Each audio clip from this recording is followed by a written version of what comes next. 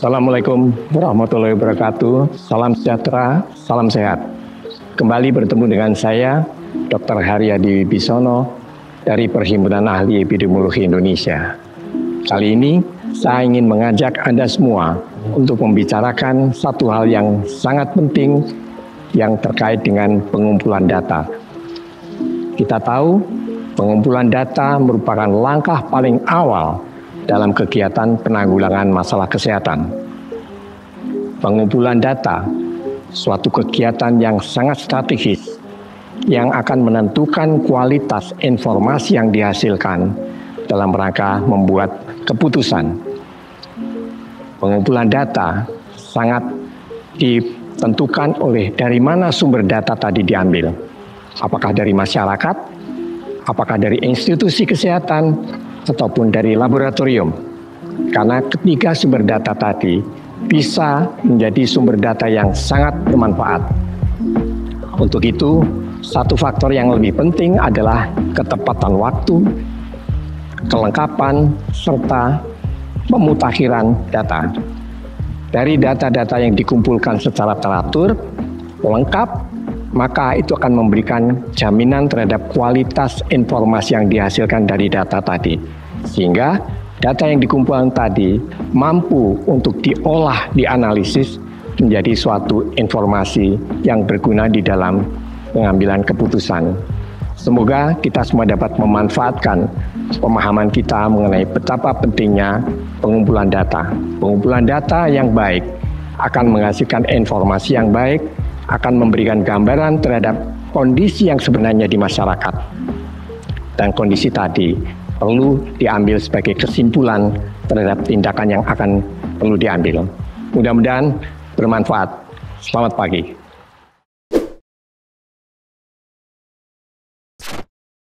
Apa kabar saudara? Salam sehat untuk kita semua.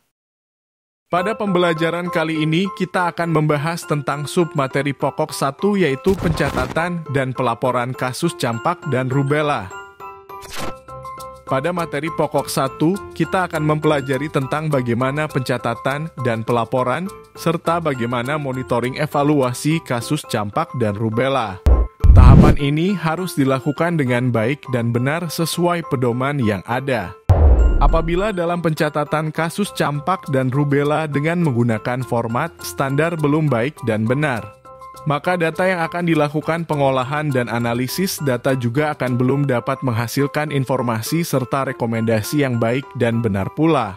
Kata kunci awal adalah pencatatan dan pelaporan yang baik dan benar sesuai indikator keberhasilan kinerja surveillance campak dan rubella. Di sisi lain, monitoring dan evaluasi secara berkala perlu dilakukan baik dari aspek input, proses, dan output. Monitoring dan evaluasi ini penting untuk mengetahui keberlanjutan kinerja surveillance yang dilaksanakan di wilayah puskesmas. Indikator hasil belajar. Setelah mengikuti mata pelatihan ini, peserta mampu melakukan pencatatan dan pelaporan kasus campak dan rubella. Submateri pokok 1. Berikut ini adalah submateri pokok 1. A. Pencatatan dan pelaporan. B. Monitoring dan evaluasi. Materi ini sangat menarik bila kita pelajari secara lebih intens. Jadi tetaplah semangat untuk memulai pembelajaran ini. Yuk, kita mulai tahap demi tahap pembelajaran tentang pencatatan dan pelaporan pada materi pokok 1. Tetap semangat! Sebelum kita mempelajari pencatatan dan pelaporan surveillance campak dan rubella, marilah kita menyegarkan ingatan kita tentang peran surveillance dan prinsip dasar pencatatan. Bagaimana? Apakah saudara sudah cukup mengingat terkait surveillance? Mari kita lanjutkan pembelajarannya. Pencatatan dan pelaporan. Syarat pencatatan dan pelaporan yang berkualitas, relevan, sesuai dengan tujuan pengumpulan data, valid, terbebas dari kesalahan eksternal dan internal. Reliable, konsistensi hasil suatu alat menurut waktu dan orang sejauh mana alat ukur mampu menghasilkan nilai yang sama atau konsisten, walaupun dilakukan pengukuran berulang atau beberapa kali pengukuran pada subjek dan aspek yang sama.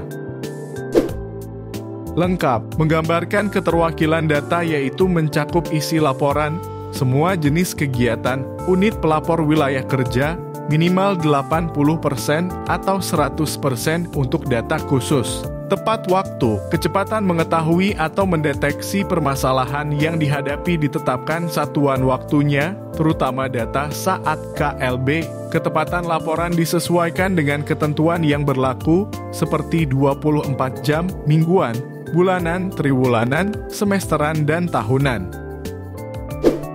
Jenis formulir pencatatan pada surveillance campak dan rubella adalah sebagai berikut. 1. Formulir MR01, formulir investigasi kasus suspek campak dan rubella. 2. Formulir MR02, formulir rekapitulasi kasus suspek campak individu berdasarkan hasil laboratorium. 3. Formulir MR03, formulir notifikasi fasilitas pelayanan kesehatan. 4. Formulir MR04, formulir permohonan pemeriksaan spesimen suspek campak dan rubella. 5. Formulir MR05, laporan rekapitulasi KLB campak dan rubella. 6. Formulir MR06, formulir informasi faktor risiko pada KLB campak dan rubella. Berikut adalah sistem pencatatan dan pelaporan kasus campak dan rubella pada unit pelayanan kesehatan di puskesmas, rumah sakit, dan fasilitas pelayanan kesehatan Dinas Kesehatan Kabupaten atau kota dan provinsi. Alur pelaksanaan surveillance campak dan rubella. Alur pelaporan surveillance campak dan rubella. Cara pengisian formulir investigasi kasus campak dan rubella. Isi kolom provinsi dan kabupaten sesuai dengan domisili kasus berada. Isi kolom nomor epidemiologi sesuai dengan nomor epidemiologi yang diberikan oleh Dinkes kabupaten atau kota. Isi kolom kasus KLB dengan pilihan ya atau tidak. Isi kolom sumber laporan dengan memilih pilihan yang telah disediakan.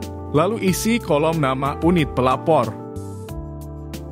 Isi kolom tanggal terima laporan. Lalu isi kolom tanggal pelacakan. Isi kolom nama kasus. Lalu isi pilihan pada kolom jenis kelamin. Isi kolom tanggal lahir. Isi kolom alamat, kelurahan, dan kecamatan.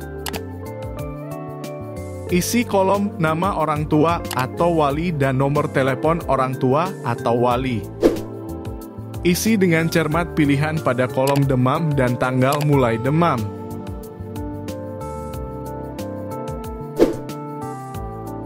Isi dengan cermat pilihan pada kolom ruam makulopapular dan tanggal mulai ruam makulopapular.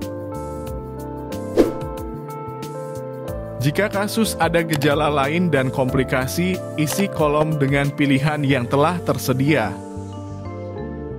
Jika kasus dirawat di rumah sakit, silahkan isi ya. Jika tidak dirawat, isi tidak. Isilah dengan cermat kolom-kolom pada riwayat imunisasi.